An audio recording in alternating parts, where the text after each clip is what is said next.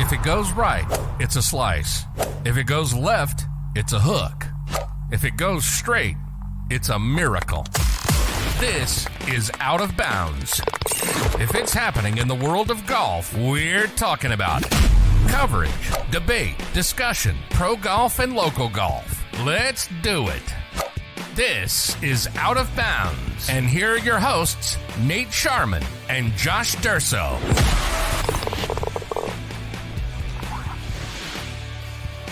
The PGA Championship is in the books. We have a winner.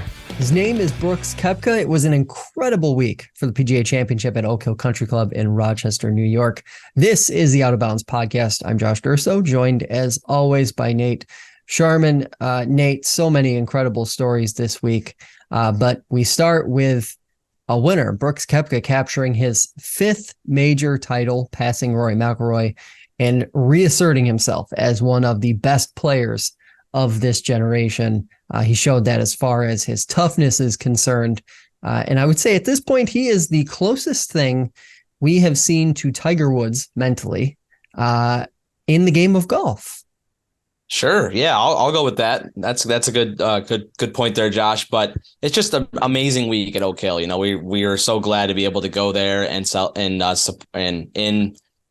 with the Out of Bounds podcast and be there on the grounds with Brooks Koepka is winning. But what a stone cold killer that Brooks Koepka is. Starts the week off, with a 72, comes back with a pair of 66s and caps it off today with a 67.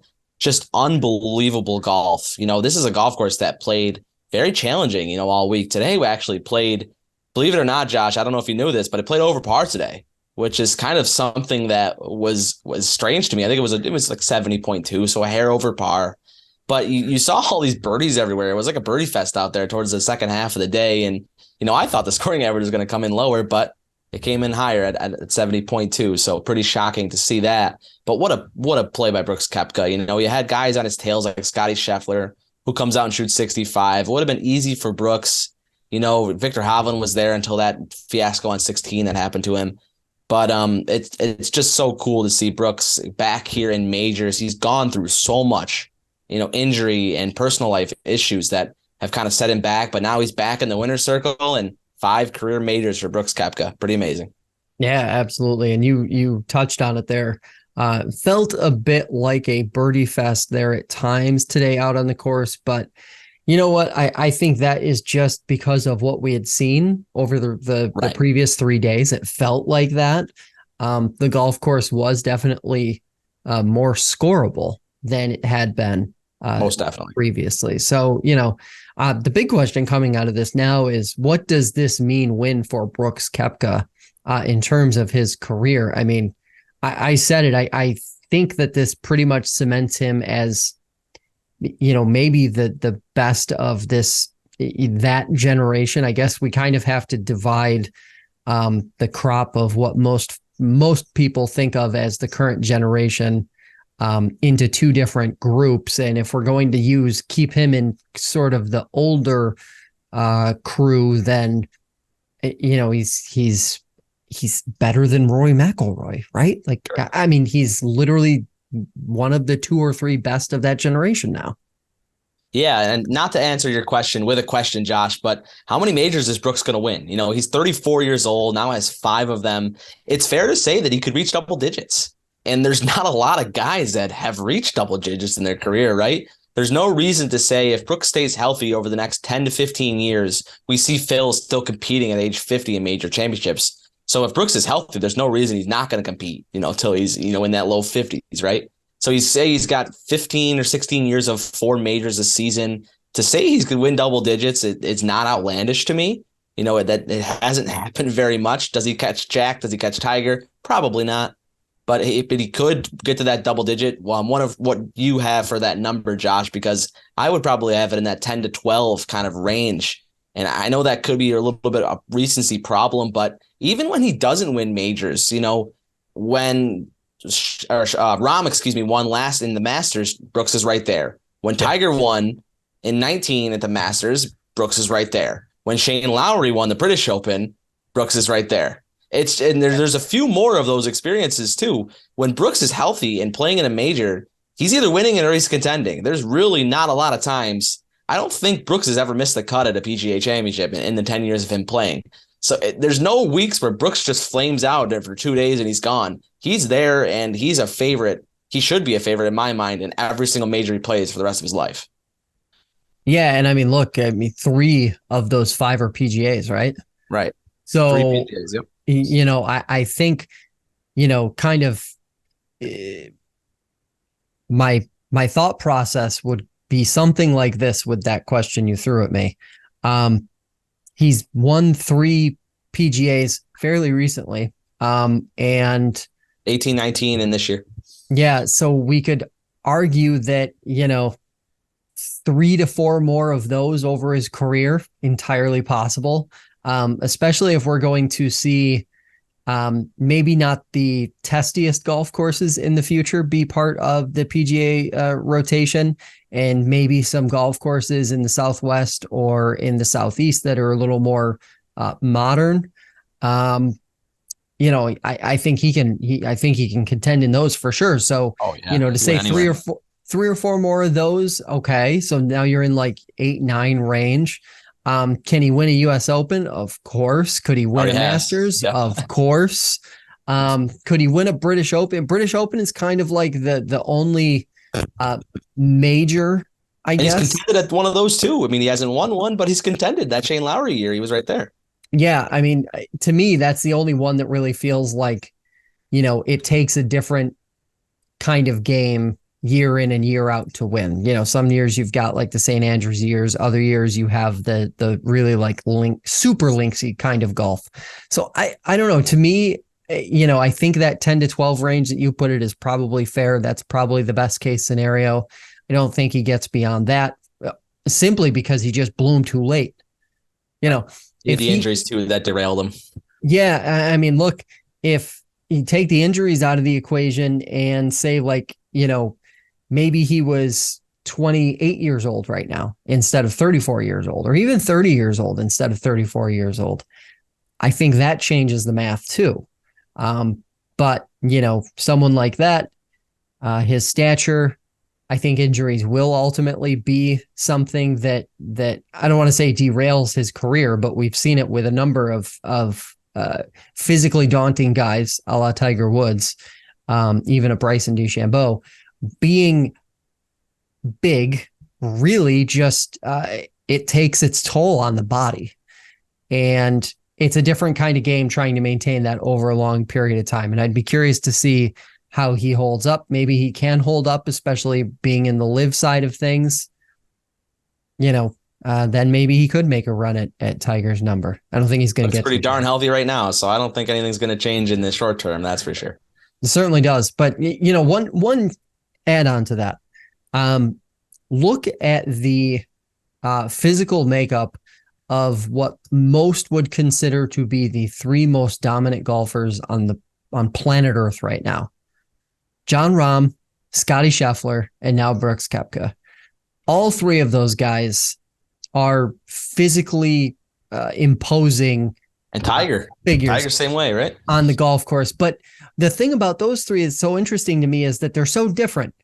Like Scheffler is not a physically demeaning person, right?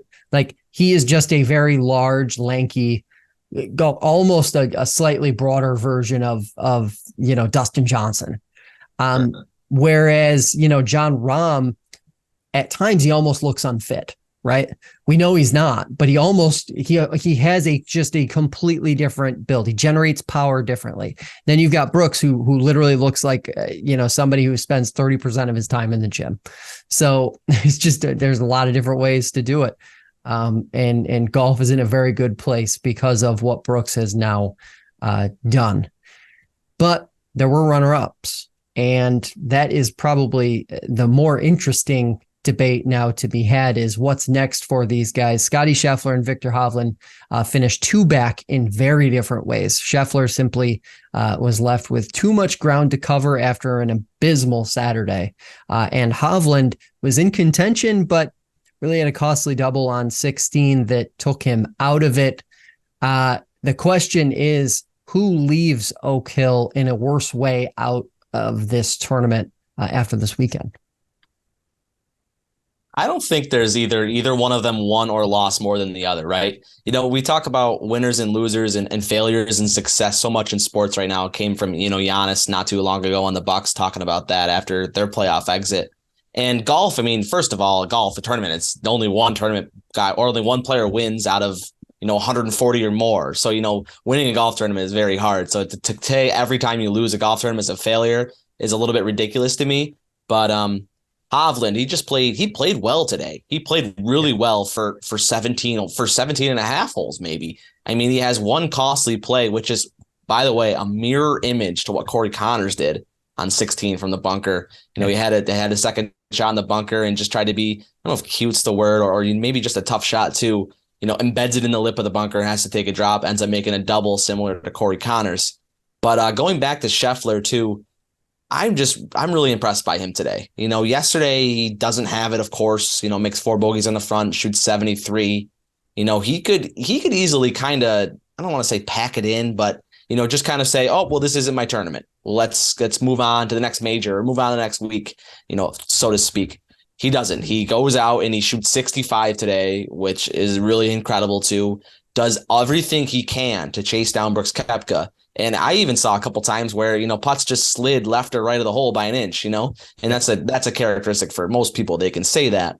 But just Scotty, really impressive today to come out and try to win that golf tournament. But he's not going to be able to say he went home and lost the golf tournament, right? Because he did everything in his power besides a poor 18 holes on Saturday to try to win. Brooks was just better for, a more consistent amount of time. Yeah, I look at it and I can actually answer this question with a whole lot of confidence. Who leaves in a worse way? I think it's Hovland, because he's still gaining experience from it, though. He's going to win his major. Yeah, sure. I just think that, Scheffler, like you said, can walk away and say, if nothing else, he hit the number that he went into the round thinking he had to hit, right? Right, so, he shoot 65 today. That was the goal, probably, right? Yeah, I would assume that most of these guys, prior to seeing how receptive the course wound up being, would have thought that 6-7 under wins this thing, even though Brooks was there. I think a lot of people probably, including the players, assumed that going out shooting even par, maybe 1 under, was probably the best that was going to happen for the leader. Brooks was just too dominant coming down the stretch. No one's going to beat him today. That's it. But, for Scheffler to be able to walk away from this weekend and say, yeah, like Saturday was terrible, but Sunday was everything in a bag of chips. So here we go. He can go into the rest of the season feeling pretty damn good about where his game is. Right. I will say, I understand that Hovland is young, but it looks like a developing pattern where he gets in contention and then just kind of fades into the background because of a costly mistake or because of a unusual set of circumstances. Not saying that's going to be the case forever, but we always talk about how competitive golf is. It is so easy to become one of those guys who just can't get a major victory or whatever the case may be, just because of how competitive golf is right now, professional golf is. So he's got to be careful. I'm sure his team is surrounding him right now and just trying to get him focused on what's next. There's 2 more majors. Hovland obviously has the game. He could easily win the U.S. Open and completely dispatch this conversation. Right. I mean, 1 bad swing today, right? Maybe you can say 1 bad swing of the tournament, right? I'm sure he could find some other poor ones for his opinion that he made, but just 1, I don't even know if I want to call it an error, right? I mean, that's a really, really challenging shot right there. We saw another player do it, less than 24 hours ago. So it's just, I think Hovland will be back, and I really understand your argument too about how it's just so hard to win, but to have a guy like Viktor Hovland and how young he is too, he will win a major championship. I'm confident saying that. Yeah, absolutely. And talk about a confidence boost. Micheal Block, the best story, I would say the best story of this entire PGA Championship. Sure. And absolutely, oh my gosh, definitely incredible week for him after firing back to back level par 70s. He turned around, paired with Rory McIlroy, and stood up. He shot 1 over, but secured a place in the 2024 PGA Championship. gets a sponsor's invite to next week's tournament. There was discussion just last night about, depending on how he finished, whether he could make a run in the PGA Seniors Champions Tour in the future. A lot of opportunity for this guy now. And how about 15 and just that moment? We heard the roar. We weren't there, but we heard the roar from many holes away. The whole place just exploded when he hit that shot. It was incredible. Yeah, it's just, I don't even know how to start really with this Micheal Block situation, Josh, because it's just unbelievable. I was in the car driving home, after the tournament today, but I got about an hour drive from Oak Hill, and I'm just kind of sitting in the car. I had PGA Tour radio on. I was listening to that, and I almost almost wanted to tear up a little bit because sports are just so amazing. This story is unbelievable. 46-year-old PGA Tour club professional Micheal Block wins his sectional event in Southern California, goes on then to the champions event of the club professionals, places in the top 20, gets his invite to Oak Hill. This isn't the first time Micheal Block's played in a PGA Tour event. It's not the first time he's played in a high-profile event either. So he gets here and he plays well, 70-70, makes the cut. Boom, amazing story. PGA club professional makes the cut at the PGA Championship. Doesn't happen very much. Most of them do not. And it just got even better and better from there. He fires another 70 on Saturday. He had a couple really poor shots on those couple of days too. So he got through that. He goes to Sunday. He goes on one, makes bogey on one. We saw him come through one and he makes that bogey, and you can be in time where he unravels, right? You could be a time where, he's playing with Rory McIlroy, huge crowds. He could easily fire an 80, right? I mean, that's something really easy to do. Makes another bogey a couple holes later, eventually gets it back on the rails, gets to 15, and what a scene. He's talking in the interview after. He said he was between a 7 and an 8 iron. His 8 irons, when he tries to hit them hard, he's been pulling them all day. So he gets out the 7 iron and kind of hits a flighted 7 iron off the tee and dunks it right in the cup. Most hole-in-ones you see don't do that. They roll up, right, and they fall in. He blew up the cup. They had to come out and recut the cup for the rest of the groups to come through. That's how much of a damage he made on that cup. And he didn't even know it went in, too. He hit it, and Rory started walking, right, and he's watching it, and it goes in, and Rory turns around and looks at him, and he goes, "Michael, it went in." And he goes, "What?" So it's just an amazing scene there on 15. The crowd goes absolutely bonkers. I was talking to my dad after the round, and he said he was there for it. And he said it was just one of the biggest scenes he's ever seen on a golf course. Just so freaking cool for Micheal Block to knock that one in, gets himself to the level par, ends up making a bogey coming in, shoots 71, and gets into the PGA Championship next year. And then, like you said, Josh, accepts an invite to play in the Charles Schwab Challenge at Colonial next week. So the story goes on and lives on for Micheal Block. He keeps it going. And by the way, not to be lost, I mean, the hole-in-one, miraculous, wonderful, spectacular.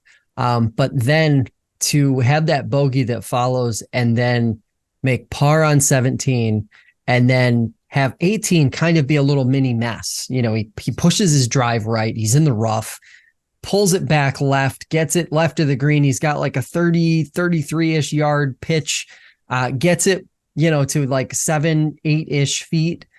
And then he's got to make that putt. Yeah. He's got to make that putt with all eyes on him. And obviously there was a ton at stake, and he drains it. And it was interesting because I was listening to the Sirius broadcast as well on PGA Championship radio, and incredible because the moment that putt dropped, he quite literally, I think the word the broadcaster used was deflated like a balloon. Yeah. Because that's literally 72 holes of work that he never probably would have imagined. I heard a quote earlier in the week about him that he only entered into his sectional to see if he could qualify one more time. It was kind of like an end of the road thing. And here we are Sunday night talking about a guy who appears to have a professional career in front of him at 46, 47 years old.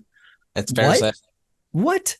Incredible. That up and down on 18 is fantastic. For those of that don't know Oak Hill and weren't there, he's got on 18. It's a very high elevated green, and like you said, Josh had about 30 to 35 yards, and he hit that second shot into the crowd. I mean, the crowd was, the Rory McIlroy, the fifth group last, is a big crowd, so it's 5 to 10 people deep, and he hit it right smack dab in the middle of people, and they by the time they cleared all the people out, and they got it to make his shot, he had to go, he walked all the way up to pretty much to the green to see where the pin was and, where he needed to be. And he hits this just unbelievable shot, lands on the fringe and rolls up and just keeps getting closer and closer to about 7 feet. And like you said, Josh knocks it in. So just what an amazing play by Block there. It's just incredible. And going back to what you said about how he entered that, he was talking in his interview after. I was just watching before we started this.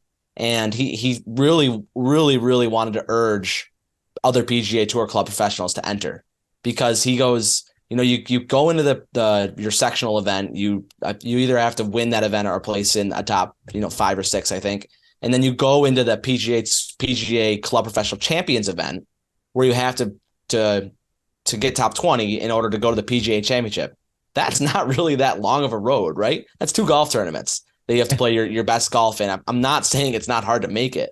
I'm saying that, these club professionals, he's saying a lot of guys discount the fact that they don't have a chance, but wants to make sure people know that, in reality, it's not that hard. It's not like the US Open qualifying where you have to play, 5 or 6 tournaments to get to it. Right. As PGA Tour club professionals, they work so hard on their career and just to become where they are today. He just wants to make sure that they're taking the most of it. So pretty cool and emotional interview by Block after. In the interview area. Absolutely. And a great story for golf in general. You tell this one for a while, that's for sure. Absolutely. Let's talk a little bit about Oak Hill Country Club. It held up to the weather. We had frost delays earlier in the week and absolutely soaking rain on Saturday. By the time players hit the course on Sunday, it was fine. Everything looked good for the players, at least. What are your thoughts on Oak Hill's setup this week? And then the second part to this question is, what's next for Oak Hill? I think it's an outstanding, major championship venue. Really, really fun and challenging in a lot of spots. Scotty Scheffler said number 6 is the hardest golf hole he's ever played, or maybe one of. I might be exaggerating a little bit, but for Scotty Scheffler to say that. No, he literally said that. He literally said hardest hole I've ever played. It's and I think a couple different guys may not have said that, but they insinuated that when mentioning Scotty's comments. So pretty cool, that hole. But there's other spots that you can really take advantage. It has a drivable par 4, which I think that every golf course that major championship or even regular PGA Tour stop should have, right? Because that's just so exciting. It has a par 3 that's 240 yards where guys are really tested. And it has number 15 where guys are hitting a 7-iron, right? And have a chance to make a 1 or hit it really tight with a really good viewing area. So I think Oak Hill is just a really fun spot to have a major championship. I'm a little sad that, as of now, and me knowing it, I guess it could have changed by now, but there's no plans to have a major championship for the PGA Tour or for PGA in general at Oak Hill. They haven't signed on the dotted line for 10 years in advance, which would make sense because they had it in 03 with Sean McKeel winning, 13 Jason Duffner winning, 23 with Brooks Koepka winning. So it only makes sense that in 2033 they have the PGA Championship at Oak Hill. So that's a little worrisome to me. They've announced some other real future PGA Championship stops, but Oak Hill hasn't been mentioned. So I hope that gets changed really fast. Yeah, if you look at the quote unquote guaranteed venues, there's basically a 3 or 4 year window where they left open. Many believe that this is the PGA of America's basically step toward doing something different with this event. I've talked about this quite a bit this week. I think it's the end of the line for for PGA championships being held at Oak Hill. But I think that's okay because I think this weekend was a return to US Open form for Oak Hill. And I think that is a more fitting event for Rochester, New York, and for Oak Hill. So when we talk about the weather is always better in June than it is in May. You might get, there's always a chance you're going to get rain. but it takes frost completely out of the equation because we're talking about, between the 16th and 22nd ish of June. Father's Day. Yep. That's gone. Gives, the course crew another month to prepare the golf course. There were some discussions early in the week that, not quite everything had really come to life yet. As far as the foliage and whatnot was concerned, well, that would fix that. And as we saw through course setup this week, the rough was very thick. The greens can really get tricked out at Oak Hill.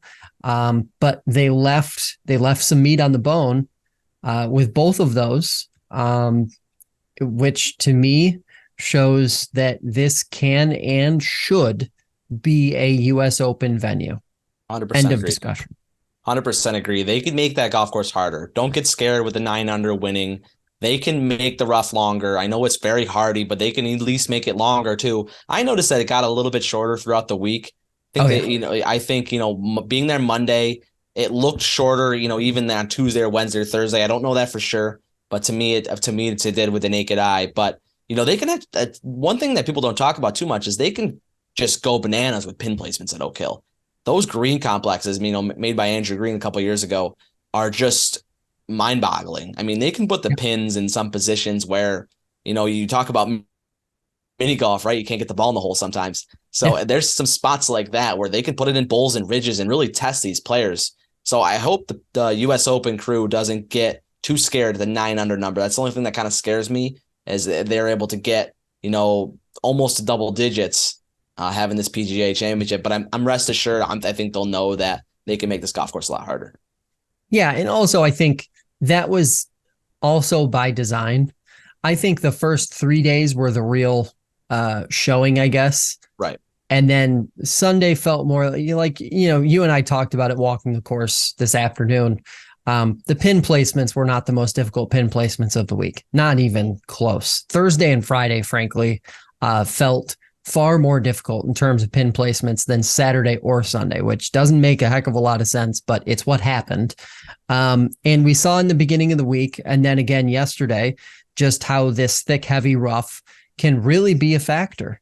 And it was maintained. This rough was mowed several times throughout the course of this tournament. This was not just left to grow and get longer as the tournament progressed. I think the course was essentially set up Sunday to be a little entertaining for folks watching at home, so that they weren't just watching a bogey fest coming down the stretch. That too. Very easily could have been.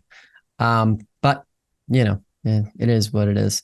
Make anything of the I'll say the social media complaining about rain and, saying, well, that's what happens when you host a tournament in upstate New York.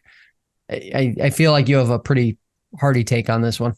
If you're listening on Spotify, I just rolled my eyes because that take is so lazy to me. Newsflash, it rains everywhere. Doesn't just rain in Rochester in May. Augusta, had to stop on rain delay, on Saturday and in their tournament. We didn't stop for rain at all. They played right through it on Saturday. It rained for 5 hours, right? If pretty much off and on, right? Least. More or less all day. And they had some couple monsoon, spots too. And this golf course held up. The greens, I didn't see any standing water on them. They had a couple times they had to bring some squeegees out here and there, on some of the slope parts. But the fairways pooled up a little bit, but there's no golf course in the world that doesn't pool up after some that kind of rain. So I don't like that take about how, it rained in Rochester in May, and it rains a lot, and it does sometimes rain. But I don't think you should use this weather this week as a deterrent. More so, you can think about May as a whole in Rochester. That's, of course, a valid argument in my opinion. But don't look at, I don't think the PGA Championship will look at the weather that occurred this week and use that as a barometer if they're going to come back next week.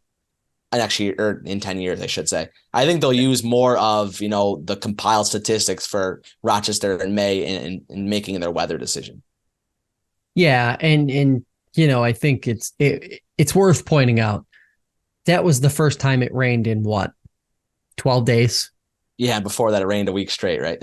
So, we had incredibly hit or miss weather. Certainly, Yes, definitely. I think the bigger factor with weather is just hosting a golf tournament in May. And we had said this from the jump. And I remember saying this, 2 years ago when the PGA announced that they were going to be moving this tournament to May. Hosting a golf tournament in upstate New York in May brings frost into the equation, brings colder weather into the equation. I'm not worried about rain, but I am worried about, cold. I am worried about 40, 45 degrees. You can totally get that this time of year in upstate New York. So, again, I think all of that actually factors into the pro side of why, a U.S. Open should be hosted at Oak Hill, not a PGA Championship. Right. And even with the frost, I mean, Thursday, we got there on Thursday right around 8:00 and, we had a couple layers on too, but by noon, pretty much everybody had all their layers off and they were in a polo. Yep. So, you deal with a little bit of coldness and, I'd be hard pressed to believe that players are mad about that. Right. I think, if you want perfect weather, there's really a handful of courses you're going to be able to play. Right. So let's be able to change this up. So I don't think it's the worst thing in the world that we had delayed for 2 hours of frost. We saw it coming. We knew it was going to be there. You look at the weather forecast, it was going to be 35 at 7:00. And, that's just kind of how it goes. Right. And, people had a field day with that on social media, and I don't expect them not to, for sure. But I don't think it's a big deal, in my opinion, at the end of the day, in the grand scheme of things. Yeah. And the players don't care, right? How many players did we hear complain about the cold or complain about the wet? I mean, they complained about playing in wet conditions in terms of just how challenging it is to play in wet conditions, but not in a right. Not yeah, exactly. Let's get to our final point here of the day. Final order of business. PGA Championship is over, which means we have a golf bag to give away. We have a winner. Thanks to everybody who followed over the last 2 weeks on TikTok, Instagram, and YouTube. Our winner was BHOP00001. I think I got all the zeros. He won the Callaway Hyperlight Zero Stand bag. He followed us on TikTok. BHOP, we will be reaching out on TikTok in the next 24 hours or so to get your shipping information. And of course, to everybody else, thanks for following along. We saw a lot of great comments, a lot of interesting discussions on some of our videos on Instagram and especially TikTok. Keep following. We're going to keep the content coming, and we hope to be doing another giveaway here soon. Nate, I know sometimes you like getting lost in the comments on TikTok. A couple of videos this week really piqued your interest. I just love it. I love when people start talking back and forth. Whether someone's right or wrong, in my opinion, doesn't matter. I think interaction and any form of that is right. Exchanging ideas and opening your mind to what other people have to think about the situation is really important. I just want to make sure that, people say this all the time, right? We're being polite and we're being correct to other people and respecting how they feel too. Whether it's wrong, whether it's right, doesn't matter at the end of the day. We're respectful and we mind our P's and Q's, right? So I just think that's important. But yeah, keep the comments coming. We love them. Yeah, absolutely. Hey, that is going to do it for this PGA Championship edition of Out of Bounds. We will be back Wednesday morning to preview the Charles Schwab Challenge as the PGA Tour keeps chugging along here. Follow us on TikTok, Instagram, Twitter, and subscribe here on YouTube for the latest golf news, new podcast episodes, and plenty of other content. Remember, whether it's down the middle or out of bounds, keep on swinging. You've been listening to Out of Bounds. If it's coverage, debate, or discussion of pro and local golf, we'll be talking about it. Be sure to visit the website at fingerlakes1.com. Find us on TikTok, Instagram, and Twitter at OutOfBoundsFL1. See you next time on Out of Bounds.